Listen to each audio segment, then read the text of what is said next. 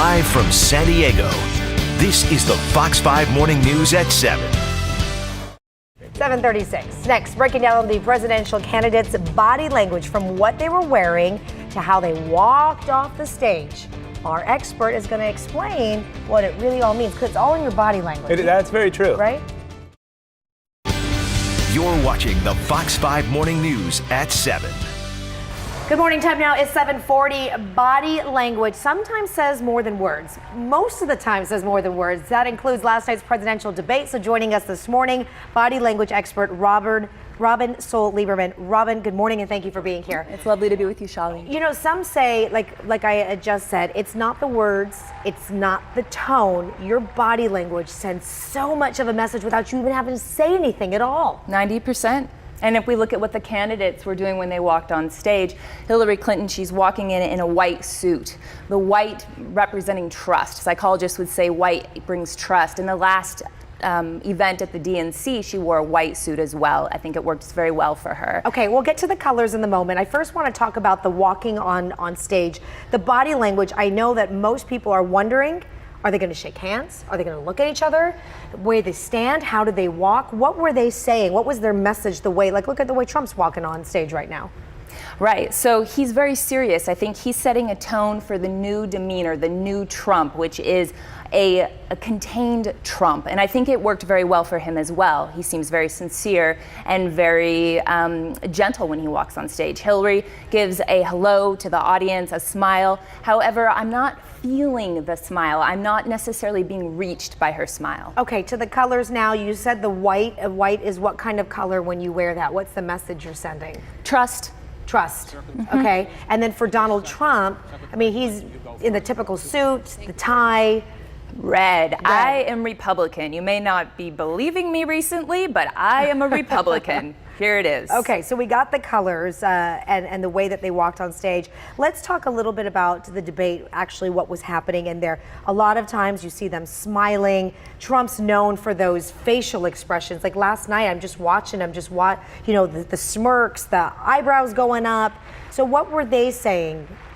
So in their language beyond words, and in my book, The Charisma Code, Communicating in a Language Beyond Words, I'm looking for a candidate who reaches us by what they're saying is matched with what their face is showing. So when we watch Hillary Clinton, we see a lot of smiles, and the smiles come mostly when she's in response to Trump saying something negative about her. So the smiles are kind of, gotcha, now I'm going to get back at you. I call them the Hillary Clinton defensive smiles.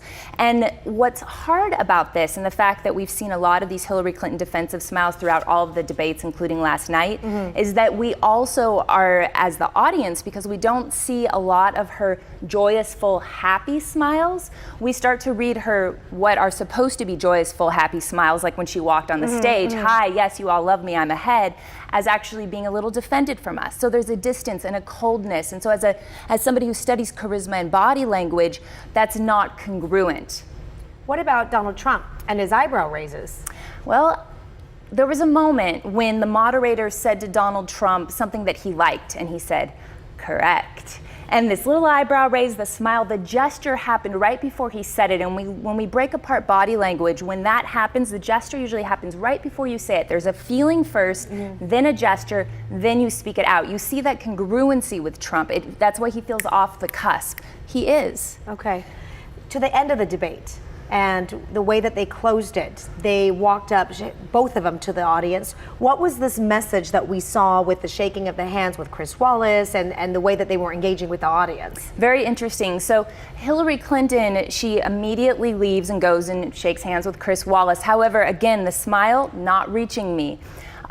Interestingly enough, right after she shakes hands with Chris Wallace, she says hello to someone in the audience, and it's this joyful hello. Yes. All of a sudden, everything, you saw that, yeah. And then we actually get to watch her on the floor having interpersonal connections with people. We see her as a human, charismatic. It's a very different person than we're watching on the debate when she's in defense. Now, meanwhile, Donald Trump, he's there behind the podium, and he takes a while. He actually takes a long time. I don't know if it's the new composed Trump, but he's taking a while. He finally gives a handshake to the moderator, But then he leaves, he gets out of there. We don't even get to see the cameras, us watching the debate at home, don't even get to see him with the audience. So you start to wonder, does he think he's lost? I think it could have worked if he just stayed behind the podium.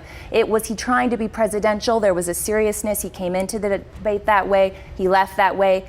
But the fact that we don't see him at the end of the floor, I think, is a problem. Fascinating what our bodies tell people without us even using the words and not even opening our mouths. Thank you for being here. Robin, by the way, also wrote the Charisma Code, as she mentioned. That's her book right there. For more information, you can go to Fox 5 San Diego, click the Scene On tab. Robin, thank you for being here. Mr. Martinez, we'll get it over to you.